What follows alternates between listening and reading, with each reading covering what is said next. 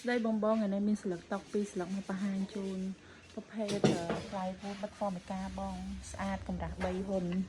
អានេះយើងដាក់ខ្សែកុំព្យូទ័របងទៅហុញមកបានហើយយើងមាន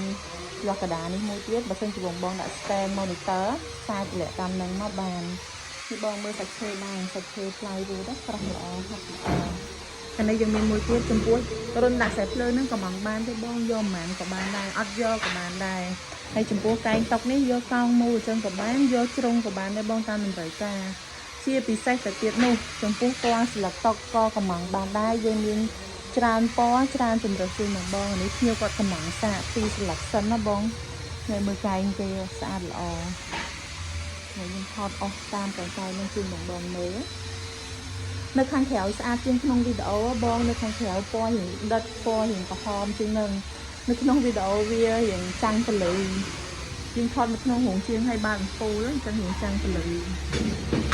សាច់ពណ៌ស្អាតមែនតើបងបើសិនជាចង់មកមើលពណ៌ហ្វមិកាផ្ទាល់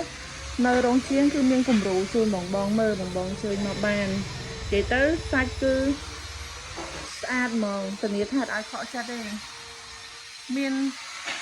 VIP ក្រាស់តម្លៃថ្លៃក៏មានណាជាងធូរថ្លៃក៏មានដែរនិយាយទៅតាមតម្រូវការបងទាំងអស់គ្នាដែលត្រូវការហើយក្រៅពីហ្នឹងយើងក៏មានជាប្រភេទ counter បាត់បានជាប្រភេទធ្នើដែកគឺគ្រប់ផូតគ្រប់ម៉ាកកំងបានទាំងអស់ចឹងបងចការកំងកុំភ្លេចតតមកកាន់រោងជាង DIY ដានីអរគុណ